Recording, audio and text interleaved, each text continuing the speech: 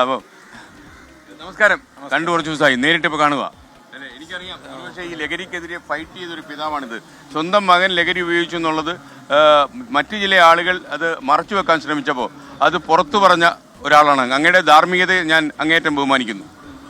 സന്തോഷം. സാറിൻ്റെ ഈ 40 വർഷം തികയുന്ന സമയത്ത് കേരളത്തിലെ മുഴുവൻ ഈ മാധ്യമ ജീവിതത്തിൽ അങ്ങും ഉണ്ടായിരുന്നു. പലപ്പോഴും ഈ നമ്മൾ തമ്മിൽ പോലുള്ള എല്ലാ സംവാദ വേദികളിലൊക്കെ അങ്ങ് വന്ന് വരുന്നതുമൊക്കെ ഞാൻ മനസ്സിലാക്കുന്നു. അന്ന് ഇത്രയും തടിയില്ല. എന്തായാലും സാറ് ഒരു സൽക്കർമ്മത്തിന് വേണ്ടി ഇറങ്ങിയിരിക്കുകയാണ്. ഇത് കേരളത്തിലെ ജനം സാറിനെ 2 കൈയും നീട്ടി സ്വീകരിക്കും. ഇത് മാറ്റുന്നതിന് അണ്ണാൻകുഞ്ഞും തന്നാലായതുപോലെ ഞാനും പരിശ്രമിക്കുന്നുണ്ട്. അങ്ങയുടെ പരിശ്രമം ചില്ലറയല്ല കേട്ടോ, അത് വലിയ സംഭവമാണ്. അപ്പോൾ എന്തായാലും അത് നമുക്ക് ഈ അങ്ങയുടെ ഒരു സാന്നിധ്യമൊക്കെ വളരെ സന്തോഷമായി. Okay sir. ഈ നിംസ് മെഡിസിറ്റി അതിന് വേണ്ടിയിട്ട് സജീവമായിട്ട് രംഗത്തുണ്ട്. Thank you. ഇപ്പം നമ്മളിവിടെ ഇവിടത്തേക്ക് ഒരു റാലി വരുന്നുണ്ട്. ആ റാലിയുടെ വിശദാംശം കൂടി ഫൈസൽ ഖാൻ പറഞ്ഞ നന്നായി. Kerala state excise staff association നടത്തുന്ന മയക്കുമരുന്ന് ദുരുപയോഗത്തിനെതിരെ നടത്തുന്ന റാലിയാണ് നടത്തുന്നത്.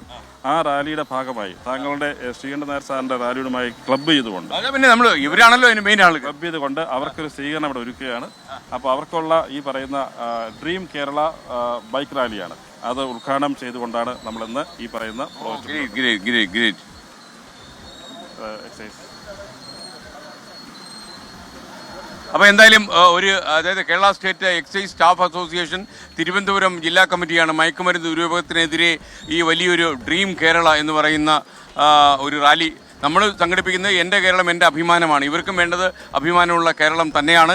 അപ്പോൾ ഈ റാലി ഇവിടെ നമ്മൾ ഇവിടെ വരുന്ന പ്രമാണിച്ച് ഇത്രയും ബൈക്കിൽ ഇതെല്ലാം എക്സൈസ് ഓഫീസേഴ്സാണ് ഇപ്പോൾ ഈ വന്നുകൊണ്ടിരിക്കുന്നത്. അപ്പോൾ ഇതൊരു വലിയ കാഴ്ചയാണ്. ഒരുപക്ഷെ കേരളം മുഴുവൻ ഒന്നിച്ച് അണിചേർന്ന് നമ്മുടെ വിഷ്ണുപുരം ചന്ദ്രശേഖരനൊക്കെ പറയുന്നത് പോലെ നമ്മുടെ നാടിനെ ലഹരി മുക്തമാക്കാനുള്ള ഒരു അക്ഷീണ യത്നത്തിൻ്റെ തുടക്കമാണ് യഥാർത്ഥത്തിൽ ഈ ബൈക്ക് റാലി വന്നുകൊണ്ടിരിക്കുക. ഈ ബൈക്ക് റാലി വരുമ്പോൾ നമ്മുടെ ഒരു സന്തോഷം, ഇവരുടെ ഈ ബൈക്ക് റാലി നമ്മളിവിടുന്ന് ഫ്ലാഗ് ഓഫ് ചെയ്ത് വിടുമ്പോൾ നമുക്കൊരു പക്ഷേ നിംസ് മെഡിസിറ്റിയിൽ നടക്കുന്ന ഈ ഭയാനകമായ ലഹരി മാഫിയെ തളയ്ക്കാനുള്ള ശ്രമത്തിൻ്റെ ഭാഗമായി നടന്ന അണിചേരലായിട്ടാണ് നമ്മളിതിനെ കാണുന്നത്. വളരെ വളരെ വളരെ സന്തോഷം. അപ്പോൾ ഹായ്, നിങ്ങളൊക്കെ സൂപ്പർ കക്ഷികളാട്ടോ. നിങ്ങൾ ഇറങ്ങിയത് വളരെ നന്നായി. അപ്പോൾ നിങ്ങൾ നമ്മൾ ഒരിടത്ത് വെച്ച് കണ്ടുമുട്ടി എന്നുള്ള സത്യം. നമ്മൾ പോകുന്ന വഴിയായിരുന്നു. ഫൈസൽ ഖാൻ സാറിൻ്റെ ഓഫീസിലേക്ക് നമ്മൾ വരാൻ തീരുമാനിച്ചു. നിംസിൽ വന്ന് കാര്യങ്ങൾ നമ്മുടെ കുട്ടികളെയൊക്കെ കണ്ട് അധ്യാപകരെ കണ്ട് കാര്യങ്ങളൊക്കെ പറയാൻ തീരുമാനിച്ചപ്പോൾ നിങ്ങളിവിടെ വന്ന് വിട്ടു. നമ്മൾ ഒരേ വഴിയില്ല കേട്ടോ, ഒന്നിച്ചുള്ള യാത്രയാണ്. നമ്മൾ തളയ്ക്കും, ഡോണ്ട് വറി. ശരി, നിങ്ങളുടെ കരുത്താണ് നമ്മുടെ കരുത്ത്. Okay, ready.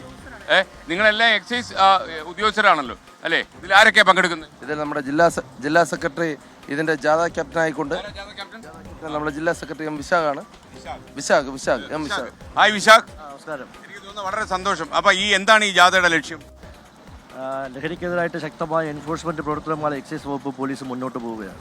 ഇതുകൊണ്ട് മാത്രം ലഹരിയെ തുറച്ചു നീക്കാമെന്ന് നാം വിചാരിക്കുന്നില്ല. അതിലുപരി നമ്മൾ എല്ലാ നിയോജക മണ്ഡലങ്ങളും കൂടെ സഞ്ചരിച്ച് ഒരു ജനകീയ കൂട്ടായ്മ സംഘടിപ്പിച്ചുകൊണ്ട് ഓരോ നിയോജക മണ്ഡലങ്ങളിൽ സ്വീകരണങ്ങൾ ഏറ്റുവാങ്ങി കുട്ടികൾക്കെതിരെ ലഹരി വിരുദ്ധ പരിപാടികൾ അവതരിപ്പിച്ച് ഇന്ന് വൈകുന്നേരം മാനവീതി സമാപിക്കാൻ വേണ്ടി പോവുകയാണ്. വളരെ സന്തോഷം. അത് നിങ്ങളുടെ ഈ വലിയ എത്ര പേര് ഇതിൽ പങ്കെടുക്കുന്നുണ്ട്? ഓരോ റാലിയിലും 75-100ഓളം ബൈക്ക് വീതം 2 മേഖല എല്ലാ ഉദ്യോഗസ്ഥരാണ്. ജില്ലയിൽ 2 റാലികളാണെന്ന് ഒരേ സമയം ആരംഭിച്ച് മാനവീതി സമാപിക്കുന്നത്. അപ്പം നമ്മളുണ്ട് അതിശക്തമായിട്ട്. അപ്പോൾ നമ്മളെന്താ ചെയ്തു തരേണ്ടത് നിങ്ങൾക്ക്? ഇതിപ്പോൾ തത്സമയം കണ്ടുകൊണ്ടിരിക്കുക. ലോകത്തെമ്പാടുമുള്ള മലയാളികൾ ഈ കേരളത്തിൽ നടക്കുന്ന ഈ മൂവ്മെൻറ്റ് ഇപ്പോൾ കണ്ടുകൊണ്ടിരിക്കുക. നിങ്ങൾ ചെയ്യുന്ന വലിയ കാര്യമാണ്. പ്രത്യേകിച്ച് നിങ്ങൾക്കൊരു സല്യൂട്ട്. ഓക്കെ, ഭക്ഷണമൊക്കെ എല്ലാവരും കഴിച്ചു കാണൂ. ഓക്കെ, ഇല്ലെങ്കിൽ ഞാൻ വാങ്ങിച്ചിരുന്നു ഞാൻ പറയില്ല. എന്നാലും ഞാൻ ചോദിച്ചെന്ന് മാത്രമേ ഉള്ളൂ. ഓക്കെ, നിങ്ങൾക്കുണ്ട്. അല്ല, നമ്മളെ സപ്പോർട്ട് ചെയ്യുക. അവർ എല്ലാ രീതിയിലും നമ്മളെ സപ്പോർട്ട് ചെയ്യുക. നമ്മൾ ഒരുപാട് സഹായ പദ്ധതികളൊക്കെ ഇതിൽ ഏർപ്പെടുത്തിയിട്ടുണ്ട് ഈ പോകുന്ന യാത്രയിൽ. അപ്പോൾ അതിനും ഫൈസൽ ഖാന്റെ സഹായമുണ്ട് നമുക്ക്. വലിയൊരു പദ്ധതിയാണ് നമ്മുടെ എക്സൈസ് ഉദ്യോഗസ്ഥർക്കും പോലീസുകാർക്കും ഈ എൻഫോഴ്സ്മെന്റ് മേഖലയിലുള്ള എല്ലാവർക്കും പ്രചോദനം നൽകുന്ന രീതിയിൽ സാർ പറഞ്ഞിട്ടുണ്ട്. നമ്മുടെ ഫൈസൽ ഖാനോട് പറയുന്നത് ഒരുപാട് പണം സമ്പാദിച്ചൊന്നും ചരിത്രത്തിൽ വരത്തില്ല. ഇതുപോലുള്ള കാര്യങ്ങൾ വരുമ്പോഴാണ് ചരിത്രത്തിലേക്ക് കയറുക. അതുമല്ല, ഉദ്യോഗസ്ഥരെ പറഞ്ഞ ഏറ്റവും വലിയ കാര്യം എന്ന് പറഞ്ഞാൽ അവർക്കൊരു കൗൺസിലിംഗ് സെന്ററും ഡി അഡിക്ഷൻ സെന്ററും ഇതിനോട് ഉണ്ടാവണമെന്നുള്ളതാണ്. അപ്പോൾ അതെല്ലാം കഴിഞ്ഞ് വിദ്യാർത്ഥികൾ പുറത്ത് വരുമ്പോഴേക്കും അവർക്കൊരു കൗൺസിലിംഗ് സെന്റർ എന്നുള്ളത്. അപ്പോൾ സൗജന്യ കൗൺസിലിംഗ് സെന്റർ ഞങ്ങൾ ആരംഭിക്കുകയാണ്. ഗംഭീരം. Thank you. നല്ല സന്തോഷം. അത് നല്ല വാർത്തയാണല്ലോ. ഓക്കെ, അപ്പോൾ നമ്മൾ ഇനിയിപ്പോൾ എന്താ ചെയ്യാൻ പോകുന്നത്? ഫൈസൽ ഖാൻ ഫ്ലാഗ് ഓഫ് ചെയ്യണം. ഓക്കെ. അപ്പോൾ നമ്മൾ രണ്ടുപേരുടെ ഇത് ചെയ്യാം, അതല്ലേ? ഓക്കെ. അപ്പോൾ ഞാനും മുതലേമാച്ചാനും കൂടി പിടികൂടി എന്ന് പറയുന്നല്ലേ, ഞാനും ഫൈസൽ ഖാനും കൂടി ഒരു മഴയും വരുന്നുണ്ട് കേട്ടോ. ആ മഴയൊക്കെ ഈ മഴയൊക്കെ നല്ലതാ. ഭയങ്കര ചൂടല്ലേ, എന്തോ ഒരു വെയിലാ. നിങ്ങളൊക്കെ കണ്ടില്ലേ, എന്റെ ഗ്രാമർ എല്ലാം പോയി. Okay ready. ആ ആ ഓക്കെ ഇത് ഓക്കെ ശരി ശരി ശരി ഓക്കെ. ഫൈസൽക്കാരൻ ഞാനിവിടെ ഞങ്ങള്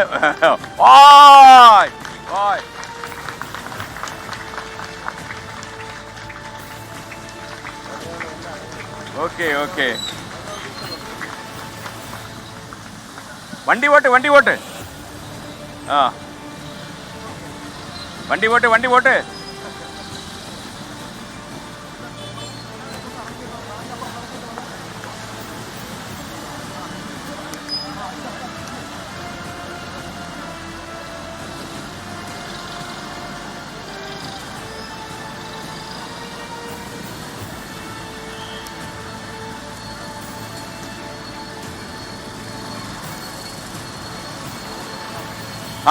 ഇപ്പോൾ നടക്കുന്നത് നമ്മുടെ എക്സൈസിലെ സ്റ്റാഫ് അംഗങ്ങൾ നടത്തുന്ന ഒരു ബൈക്ക് റാലിയാണ്.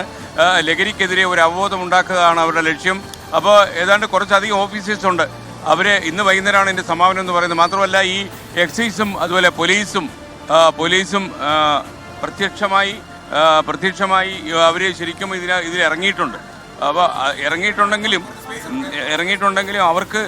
അവർക്ക് ഒരുപക്ഷെ ജനങ്ങളെ കൂടി ഇതിനകത്ത് സംഘടിപ്പിച്ചാൽ മാത്രമേ ഇതിനൊരു പരിഹാരം ഉണ്ടാവൂ. കാരണം വീട്ടിൽ നിന്നാണ് ഇത്തരം അവബോധ പ്രവർത്തനങ്ങൾ നടത്തേണ്ടത് എന്നുകൂടി നമ്മൾ വിശ്വസിക്കുന്നു.